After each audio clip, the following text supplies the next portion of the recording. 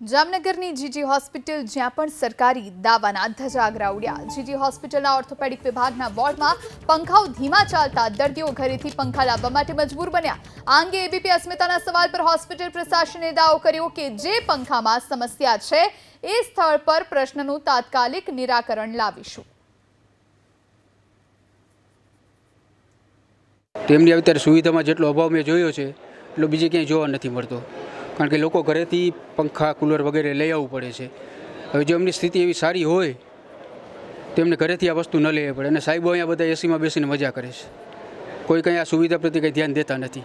અને એ લોકોને જે હાથમાં પાટા હાથ એ બધા વગેરે વીંટાળેલા હોય એ પણ એટલા બધા ગરમ છે કે એના માટે થઈને એમને કંઈક સુવિધા એવી વ્યવસ્થિત મળવી જોઈએ।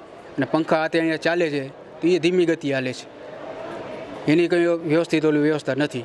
બોર્ડમાં દરેક બોર્ડમાં સર્વે કરાવી પંખાની યાદી કે જ્યાં પંખા ના હોય એવી જગ્યાઓ ઓપીડી में છે, બાર્ડો में છે, લોબી में છે, આજુબાજુ જ્યાં પંખાની ડિફિસિટ હોય એવી ડિફિસિટની યાદી બનાવી ઇલેક્ટ્રિક વિભાગ દ્વારા નવા પંખા નખાવીએ છીએ।